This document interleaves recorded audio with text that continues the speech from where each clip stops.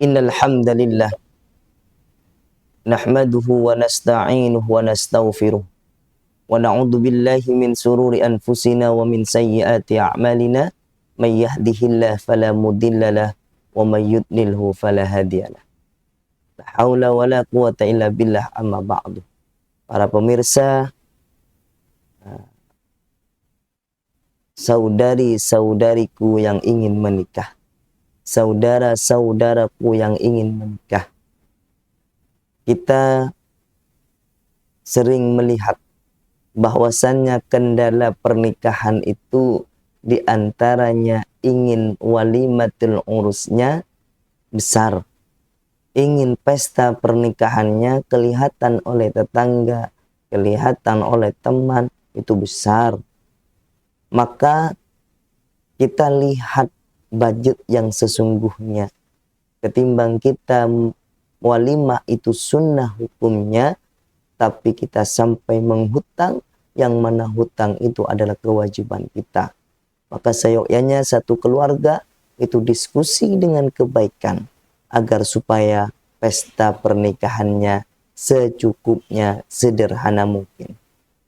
Pesta itu tidak harus mewah, tapi sah.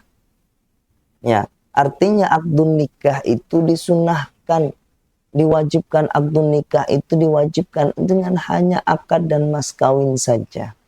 Maka Rasulullah tidak pernah memberatkan umatnya. Allah tidak pernah memberikan keberatan kepada umatnya. Maka lihatlah kemampuan kita.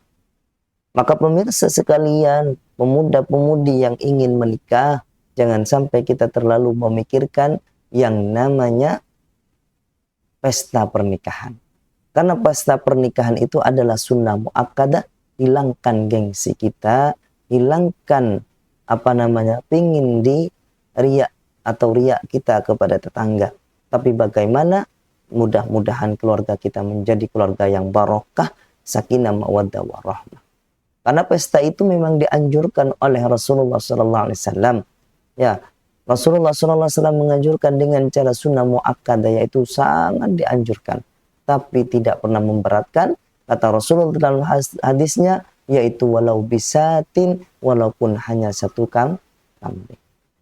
Maka tidak ada ukuran orang mau berpesta ria untuk melangsungkan pernikahan, atau pernikahan setelah pernikahan ada pesta, itu tidak dianjurkan untuk bermegah-megahan, apalagi setelah punya hutang dan lain sebagainya.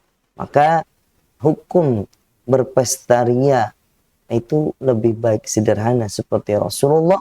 Saat Rasulullah SAW menikahi istri-istrinya, diantaranya hanya melakukan walau bisatin, satu saja, yaitu kambing. Bahkan ada dalam salah satu hadis lagi, ya, bahwasannya Rasulullah SAW hanya memberikan mas kawin setelah memerdekakan budak sebagai istrinya. Dan juga banyak hal para sahabat yang datang kepada Rasulullah untuk dianjurkan melakukan walimatul urus, berpesta, tapi yang sederhana saja. Maka dari itu, teman-teman sekalian yang ingin menikah, yang ingin melangsungkan pernikahan, jangan terlalu memikirkan walimahnya dengan pesta yang terlalu besar, tapi ketika itu mempunyai hutang. Tapi kesederhanaan untuk memberikan pengetahuan, memberikan informasi kepada sanak famili dan tetangga, maka hanya dengan walau bisatin, kata Rasulullah, yaitu walaupun hanya satu kambing saja. Bahkan dalam salah satu hadis Rasulullah SAW, di sini dikatakan bahwasannya suatu ketika, haddatsana